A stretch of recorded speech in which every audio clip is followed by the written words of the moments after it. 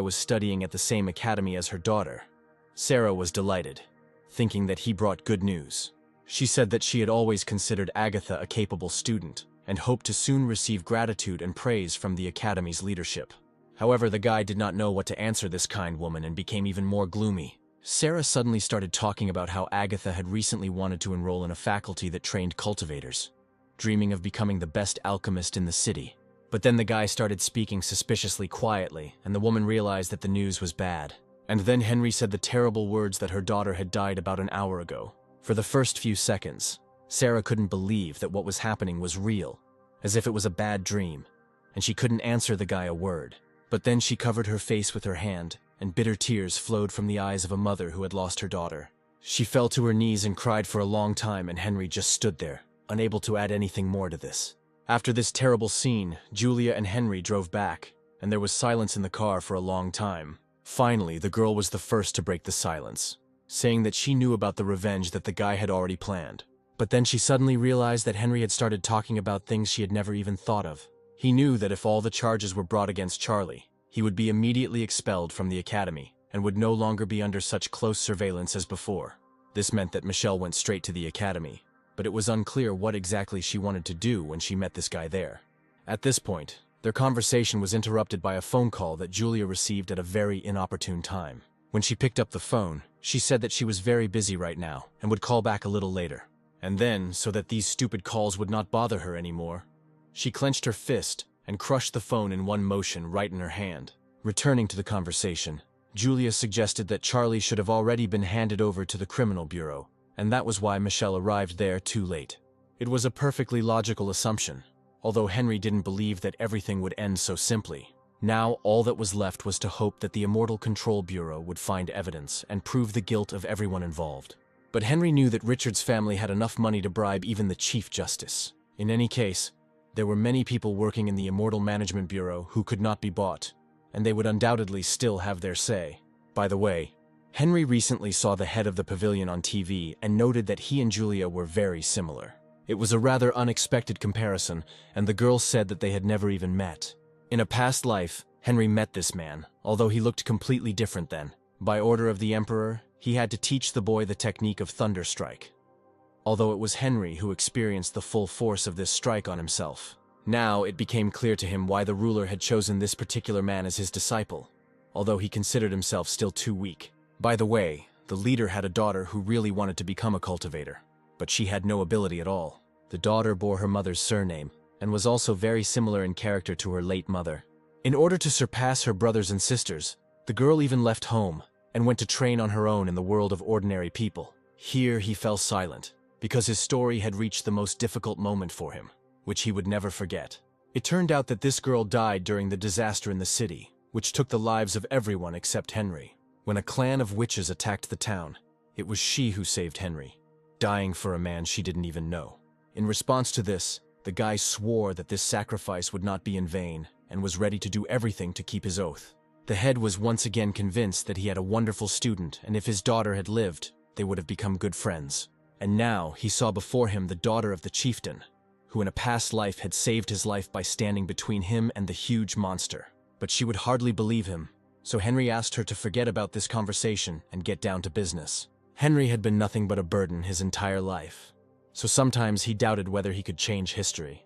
The next morning, the guy, as usual, was going to do some meditation and try to develop some of his new abilities. But at that moment the phone rang and it became clear that yesterday's conversation was not over yet. It turned out that Julia had called him again, and the news she told him took the guy by surprise. All charges against Charlie were dropped that night, so Henry's suspicions were most likely true.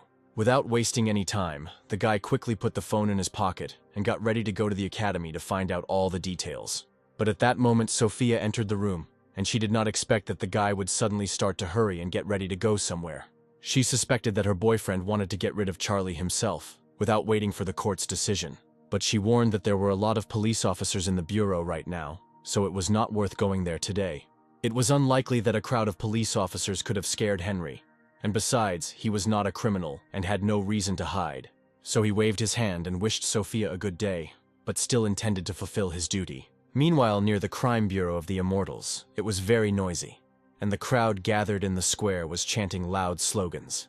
Those gathered demanded justice for the students of their academy, and, together with the mother of the deceased student, were ready to wait until the night for the court to change its decision. Upon learning of this, the man who was most interested in the case quickly rushed over in his car. Turning to him, Sarah immediately recognized the scoundrel who was to blame for her daughter's death. Of course, the woman had no evidence, but her maternal instinct told her that he was the one to blame for everything. But without even approaching her, he headed straight for the commander, and Richard's bodyguard pushed the unfortunate woman aside. Seeing the commander and his usual group in front of him, he cheerfully greeted his old acquaintance, hoping that this conversation would take place. However, in response to the greeting, the commander avoided shaking his hands, fully understanding who was really hiding behind this mask. If only he could, he would put this scoundrel behind bars right now, and only the law prevented him from doing so. But suddenly he announced that he had come here on a completely different matter, which would shed some light on the commander himself. Richard believed that his son was innocent, and that the real killers would probably want to get rid of him as soon as possible. According to him, this will happen at the very moment when all the accusations will be directed towards Charlie, and then the real killer will carry out his plan. And then he handed him a map with a mark on it, indicating the supposed location where the crime would most likely take place. He addressed him as a simple, honest citizen would address a commander and ask for help from the criminal bureau in preventing a crime. But these words sounded unconvincing coming from a bastard whose hands were covered in blood up to the elbows, and the commander knew it very well. However, being in service, he could not refuse Richard, because by doing so he would violate the charter, and this would become an extra reason for the scoundrel. So the commander ordered his boys to follow him, and from that moment on, their main task became the protection of Charlie. With a smile on his face, Richard stated that the commander had always amazed him with his brilliant mind, and he was convinced that he was a unique person. But judging by the cries of the crowd, it is unlikely that anyone seriously believed him, because people still considered him guilty. Looking into the crowd, Charlie first asked them to provide them with evidence, and only then condemn innocent people. Then Richard quietly asked his assistant to write down the name of every student in the crowd who dared to insult his family. At this moment, Henry was already approaching the place from where all these screams were coming, and where an important event was to take place. Turning to him, the students realized that they had recently accused this guy of harassment, and now he was the only one who could protect them. Seeing him from afar, Richard could not believe that this boy would dare to come here, and was not prepared for their meeting. The commander also did not expect the guy to arrive here alone, although he knew perfectly well that he could be attacked by people who wanted to get rid of him. But of course, he had prepared for this meeting in advance, and on the roof of the building, Julia and the hunters were already ready to come to the rescue. Recently, the girl has greatly changed her opinion of this student, who began to seem to her one of the most powerful magicians of our time. There was no shadow of doubt on the guy's face, and this time he was determined to sort this all out on his own. It was hard to tell what this guy was planning, as he walked confidently towards them, as if he wasn't afraid of a counterattack. But it was now that Charlie realized that this was his next chance to blacken Henry's name, and he didn't want to miss it. He loudly declared that he still considered him guilty of harassing a girl who only managed to escape from the maniac by deception.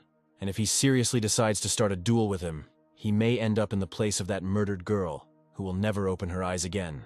It's good that his father was next to this scoundrel and hit his son with all his might so that he wouldn't say anything unnecessary. For the first time in his life, his father raised his hand to him, and Charlie could not understand what he had done to deserve such treatment. After this, Richard stepped forward to meet Henry and asked him to calm down a little, to curb his ardor.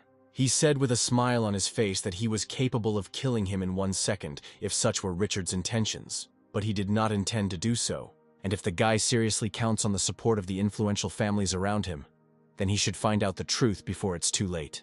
After all these families needed him only as a talented alchemist, and none of them would want to be at odds with his own family. At first, the guy pretended to agree with Richard's words, but at that moment he was already planning to give him a little surprise. He immediately believed that the guy had suddenly come to his senses and declared that he really was as smart as everyone around him said.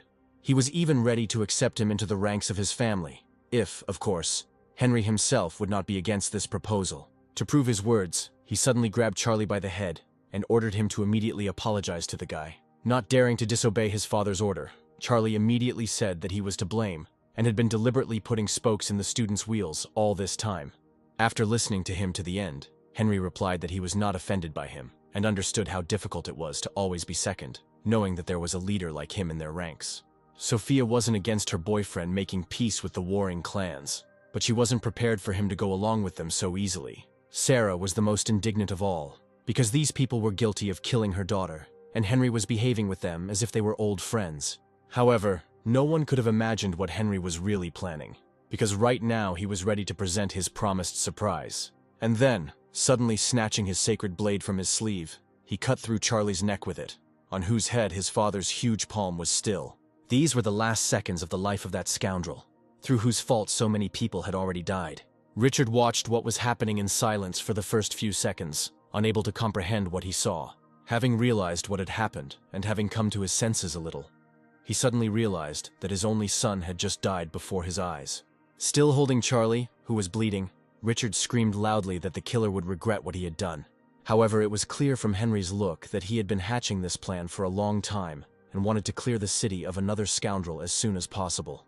At that moment, agents from the Criminal Bureau of Hunters rushed to meet the enraged crowd, thirsting for the death of this entire family and ready to break into the building. And Sarah, tightly hugging the body of her dead daughter, quietly whispered that Henry had finally avenged her and hoped that her daughter would hear her words in the next world. Henry remained where he was, knowing that after killing his son, Richard would want revenge. Bursting into tears, Richard warned Henry not to dare hope to escape alive, for he had taken from him the most precious thing. But no matter how strong Richard was, Henry wanted to stay, and if necessary, fight him one-on-one. But at that moment, a fireball suddenly appeared, flying straight towards the building, and it was clear who it was aimed at. The flames then slammed into Richard's body, throwing the man several meters away from the student. A woman's leg appeared from the fire, and it became clear that Michelle had foreseen this outcome of events in advance.